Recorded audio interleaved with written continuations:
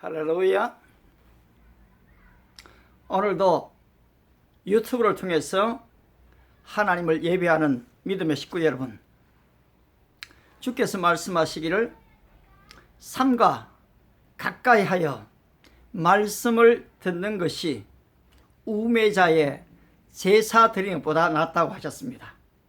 오늘 우리 개혁주의가, 우리 개신교가 캐톨릭보다 의식이나 전례를 따르지 않는 것은 바로 하나님의 말씀이 더 중요하기 때문입니다.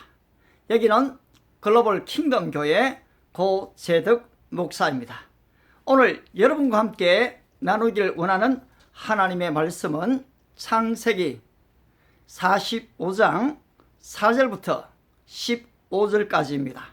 좀 구절이 길어서 핵심 구절만 여러분께 한번 읽어드리도록 하겠습니다. 창세기 45장 4절 5절입니다. 요셉이 형들에게 이르되 내게로 가까이 오소서. 그들이 가까이 가니 이르되 나는 당신들의 아우 요셉이니 당신들이 애굽의 판자라. 당신들이 나를 이곳에 팔았다고 해서 근심하지 마소서.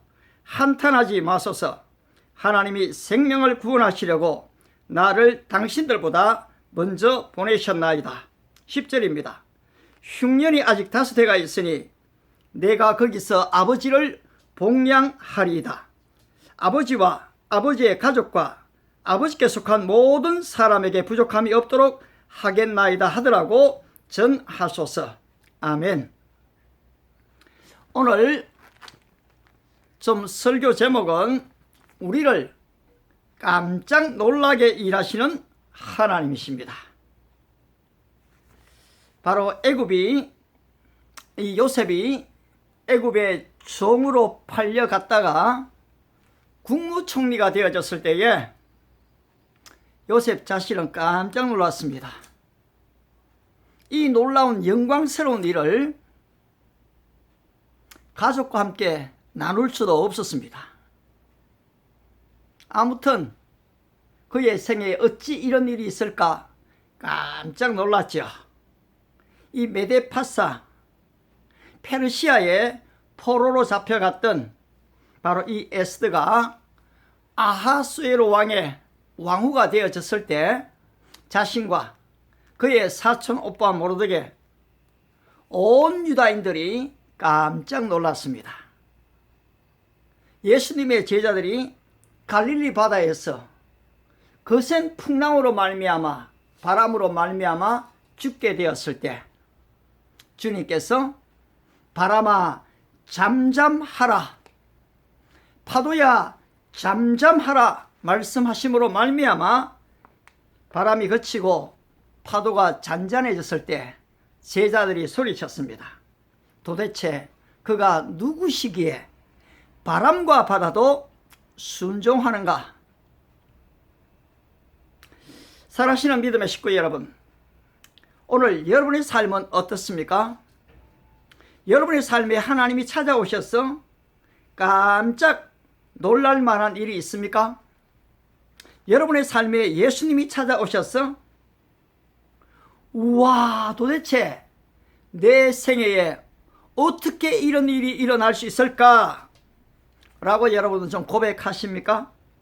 아니면은 하나님은 무슨 아무런 느낌 없이 무미건조하게 살아가십니까? 오늘 이 예배를 통해서 여러분의 삶 속에 깜짝 놀랄만한 일들이 일어나게 되시기를 축복합니다. 오늘 이 말씀을 통해서 여러분의 직장과 생업과 사업 속에 도대체 이 어찌 일인가 하는 놀라운 일들이 생겨나시기를 축복합니다. 그렇다면 어떻게 하면 우리의 삶 속에 요셉 같은 깜짝 놀랄 만한 일이 일어날 수가 있는 것일까요? 먼저 우리는 하나님께서 우리를 부르신 이 목적이 우리의 삶 속에 바로 이와 같은 우리가 가히 상상할 수 없었던, 청량할 수 없었던 깜짝 놀랄 만한 일을 행하시는 하나님이심을 믿어야 합니다. 이사야 선지자는 이스라엘이 그토록 이방 나라의 공격을 받고 온 백성들이 어려운 상황에 처한 가운데서 이사야 43장 19절에서 보라 내가 새 일을 행하리니 이제 나타낼 것이라 라는 하나님의 말씀을 믿었습니다. 그는 아울러 선포하죠. 예레미야 선지자 역시 마찬가지입니다. 전쟁의 죽음과 사로잡힘 속에서 일을 행하시는 여호와, 그것을 만들며 성취하는 여호와, 그의 이름을 여호와라 하는 이가 이와 같이 이르노라. 너는 내게 부르짖으라. 내가 내게 응답하겠고 내가 알지 못하던 크고 은밀한 일을 내게 보이리라.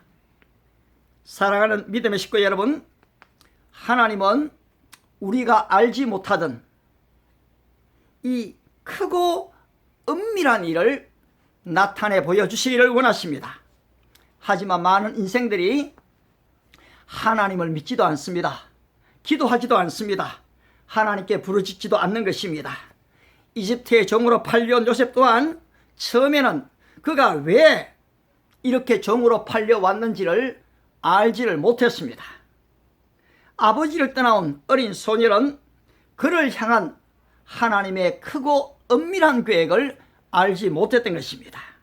그렇다면 우리는 요셉이 그렇게 잡혀와서 하나님을 알지 못했던 그 내용을 어떻게 알 수 있는 것일까요? 바로 시편 기자가 기록해두고 있습니다.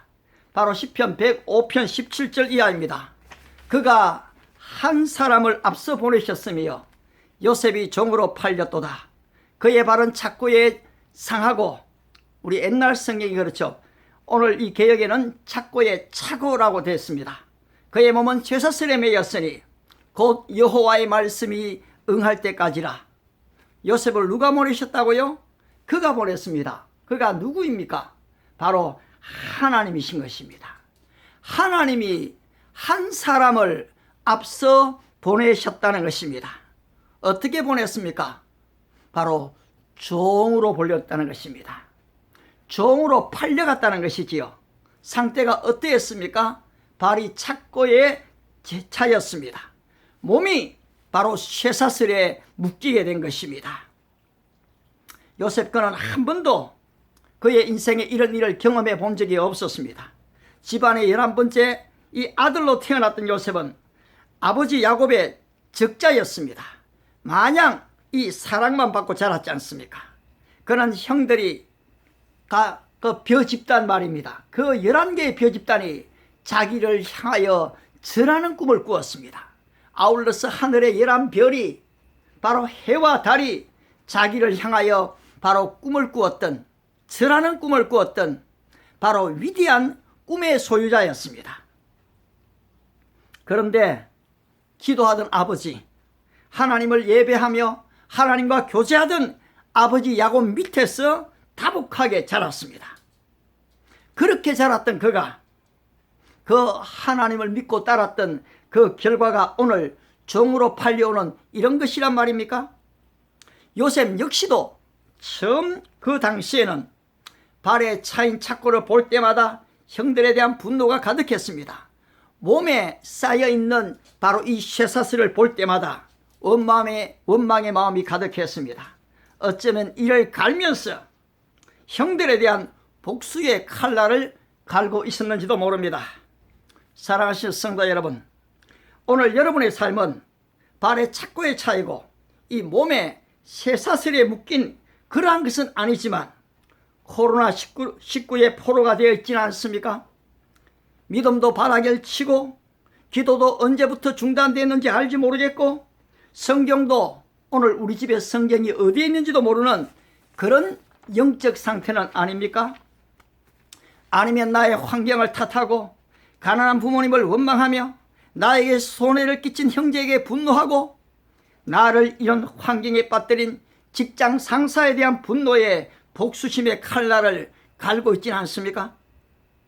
그렇다면 요셉은 그 어려운 종살이를 어떻게 극복한 것일까요? 그는 자기가 종이라는 현재적 사실을 인정했습니다. 그는 언어가 다르고 문화가 다른 지역에 와 있다는 것을 바로 알았습니다.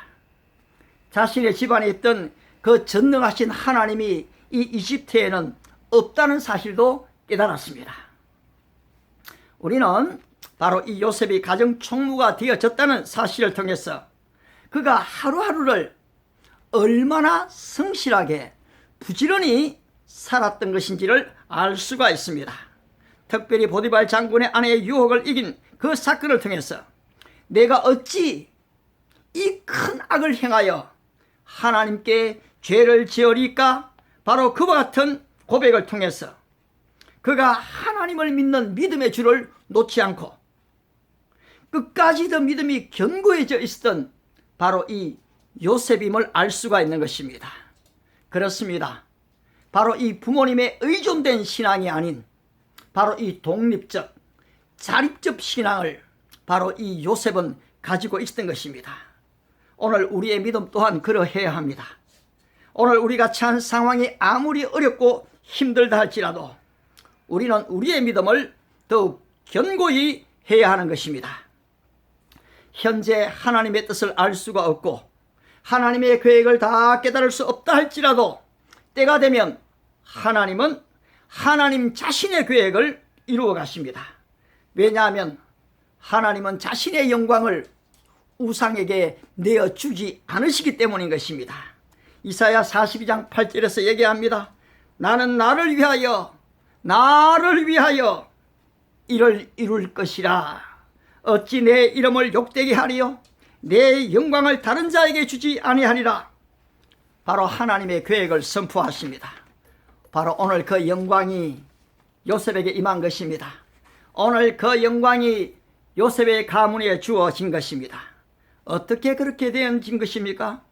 이것은 아브라함의 하나님, 이삭의 하나님, 야곱의 하나님, 바로 무조건적으로 선택하시고 그 언약대로 이루시는 하나님의 계획 때문인 것입니다. 오늘 여러분들은 몇 세대째 하나님을 믿는 가정입니까? 3세대입니까? 4세대입니까? 정말 축복받은 가문입니다. 하지만 지극히 위험한 세대입니다. 왜 그렇습니까?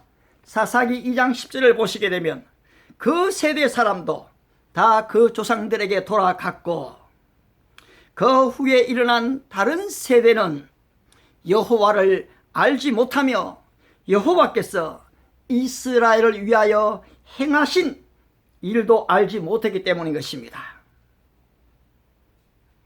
바로 그들이 한 일이 무엇이었습니까? 이스라엘 자손이 여호와의 목전에 악을 행하여 바알들을 섬기며 애굽 땅에서 그들을 인도하여 내신 그들의 조상들의 하나님 여호와를 버리고 다른 신들, 곧 그들의 주위에 있는 백성들의 신들을 따라 그들에게 절하며 여호와를 진노하시게 하였다고 했습니다. 오늘 이것이 바로 유럽 땅에 그리고 미국 땅에 벌어지고 있는 현실입니다. 바로 오늘 이것이 한국 땅에 복음이 들어온 지 4세대가 된 시점에 일어나고 있는 현실인 것입니다. 요셉은 분명 아브라함, 이삭, 야곱 거기에 이은 4대째의 인물이지만 그는 이 낯선 이방 나라에 이민을 온 세대로서는 첫 번째 세대입니다. 오늘 여러분들은 첫 번째 믿음의 가정 세대를 이루고 있습니까? 이것은 위대하고 놀라운 축복입니다. 수십억의 인구 가운데 오늘 내가 선택되었고 구원받았다는 사실은 이것은 얼마나 청량할 수 없는 풍성한 은혜인지 모릅니다.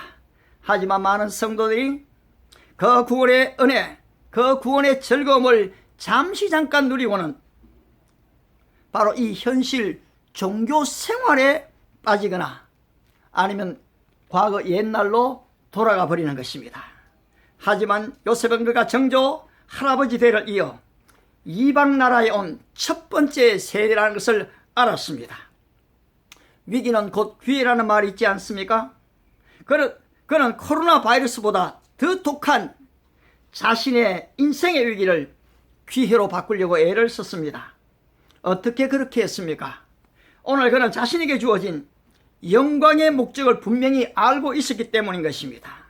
그는 자신을 형들에게 분명하게 소개했습니다. 나는 당신들의 아우 요셉이니 당신들이 나를 애굽에 판 자라. 당신들이 바로 애굽에 판 자라는 이 말을 형들이 들었을 때 형들은 사실 까무라치게 놀랐습니다. 왜냐니까 이미 베냐민의 자루에서 요셉의 은잔이 발견되었기 때문입니다. 창세기 44장 9절을 보시면 당신들의 종들 중 누구에게서 발견되든지 그는 죽을 것이요 우리는 내 주의 종이 되리이다. 바로 이 10명의 형들이 요셉에게 약속을 해버렸습니다. 그런데 이 은잔이 바로 막내 이 베냐민에게서 발견되어진 것입니다. 그들은 아버지께 자신들의 생명을 담보하고 이 베냐민을 데리고 왔지 않습니까? 그런데 지금 베냐민에서 이 은잔이 발견되어 버리니까 할 말이 없는 거죠. 이 죽음의 상황에 놓이게 되었던 바로 그 상황이었습니다. 여기서 우리는 하나님을 경외하는 요셉이 사건을 처리해가고 있는 지혜를 보게 됩니다. 7년 풍년을 대비했지 않습니까? 그리고 앞으로 다가올 7년 흉년, 지금 2년이 지난 상황이죠. 바로 이 국가의 경영을 어떻게 하는가, 이 경영 능력을 볼 수가 있습니다. 아울러 형들이 곡식을 살아왔던 처음부터 지금까지 얼마나 일들이 엄밀히 완벽히 이 진행되는지를 이 드라마틱하게 보여주고 있지 않습니까? 오늘 우리가 텔레비전을 보게 되고 이 유튜브를 보면은 정말 이 드라마틱한 그런 얘기들을 많이 볼 수가 있습니다. 최근에 34세 아들이 그 아버지가 돌아가시고 아울러 그 할머니가 돌아가셨을 때에 이 어머니의 외로움을 달래기 위해서 64세 된 어머니를 모시고 세계 일주를 하는 그 얘기들이 이 방영되는 걸 봤습니다. 그리고 많은 사람들이 어떻게 저럴 수가 있는가 이 감동을 받습니다. 사실 이 텔레비전에는 여러분 적당한 얘기들이 나오지 않지 않습니까? 정말로 이 드라마처럼 드라마틱한 승리의 성공의 사람들이 나오는 것을 보게 됩니다. 그런데 바로 이와 같은 얘기와 간증들은 하나님이 바로 하나님의 백성된 저와 여러분, 하나님의 백성들에게 주어지기를 원하신다는 것입니다. 요셉은 완벽하게 10명의 형들을 죽음의 콘으로 몰아넣는 것 같았지만 하나님의 계획과 사랑을 경험했던 요셉은 이미 형들을 용서하고 있었습니다. 형님들, 당신들이 나를 이곳에 팔았으므로 근심하지 마십시오. 한탄하지 마십시오. 하나님이 생명을 구원하시려고 나를 당신들보다 먼저 보내셨나이다. 이 한 구절에 하나님의 계획이 있습니다. 하나님의 목적이 있습니다. 바로 여기에 그리스도의 십자가의 용서가 있는 것입니다. 하나님의 계획이 무엇이었습니까? 이미 앞서 본 것처럼 요셉을 모든 가족보다 앞서 보내셨다는 것입니다. 시편 105편 17절에서 한 사람을 앞서 보내셨으며 요셉이 종으로 팔렸도다고 했습니다. 오늘 여러분들이 예수님을 믿는 바로 첫 번째 세대라면 놀라운 영광과 함께 고난이 따라올 것을 대비하십시오. 한국교회 첫 세대가 구원의 기쁨과 즐거움에 큰 영광이 있었습니다. 하지만 그들은 일제 36년과 6.25 사병, 바로 이와 같은 전쟁을 통해서 가난과 죽음, 옥살이와 순교를 경험했습니다. 바로 그와 같은 순교로 말미암아 이 땅에 이만한 부귀와 번영이 주어졌습니다. 하나님은 5년 넘게 감옥에서 옥살이했던 28세 청년 이승만을 앞서 미국으로 보냈습니다. 그를 훈련하고 단련시킨 이후에 대한민국의 초대 대통령이 되게 하셨습니다. 바로 그가 미국에 있을 때 가난한 소년이 바로 이 미국으로 왔을 때에 아무도 이승만이 한국의 초대 대통령이 될 줄은 잘 몰랐습니다. 그렇습니다, 여러분. 오늘 이 땅에 노동자로 왔지만은, 오늘 이 땅에 대한민국의 유학생으로 왔지만은, 이 아프리카 가난한 나라에서 온 사람일수록 그들이 돌아갔을 때 어떤 인물이 될지는 아무도 알지 못하는 것입니다. 따라서 우리는 그들에게 친절과 사랑을 베풀 이유가 있습니다. 진짜 잘 교육할 이유가 있는 것이지요. 하나님은 하나님의 계획이 성취되기 위해 반드시 한 사람을 앞서 보내십니다. 하나님의 사람들이 타락하고 세울 사람이 없으면 하나님께서는 심지어 이방인까지 세우십니다. 이사야 45장 11절이죠. 내가 동쪽에서 사나운 날짐승을 부르며 먼 나라에서 나의 뜻을 이룰 사람을 부를 것이라. 내가 말하였은즉 반드시 이룰 것이요 계획하였은즉 반드시 시행하리라. 하나님은 바로 이 고레스를 불러 일으켰습니다. 오늘 여러분의 아들, 딸들을 앞서 주신 하나님의 계획과 목적이 무엇입니까? 나오미는 흉년으로 인해서 모압 땅에 갔다가 남편 엘리멜렉과 두 아들 이 말론과 기론을 다 잃고 이방여인 룻을 데리고 베들레헴으로 돌아왔을 때 하나님의 계획과 하나님의 목적을 몰랐습니다. 그녀는 하루하루를 마치 지옥처럼 살고 있었는지도 모릅니다. 이방 여인을 베들레헴에 데리고 왔을 때에 모든 사람들이 웃음거리가 되어졌습니다. 바로 이 뒷담거리, 이야기거리가 되어졌던 것이지요. 하지만 그녀는 사람들을 의지하지 않고 하나님을 바라봤습니다. 그는 이 보아스를 만나서 이 보아스를 만나고 돌아온 이 룻에게 말했습니다. 내 딸아, 이 사건이 어떻게 될지 알기까지 앉아있으라. 그 사람이 오늘 이 일을 성취하기 전에는 쉬지 아니하리라. 오늘 이 인생의 극한 상황에서 끝까지 하나님 믿고 의지한 룻의 인생 결말이 무엇입니까? 여러분 놀랍습니다. 룻기스 마지막 4장 21절에서 살몬은 부아스를 낳고 부아스는 오벳을 낳고 오벳은 이새를 낳고 이새는 다윗 왕을 낳았더라. 여러분 여기에서 위대한 예수 그리스도의 족보가 나오는 것입니다. 우리는 두 번째 메시지를 통해서 바로 이 족보를 계속 보도록 하겠습니다.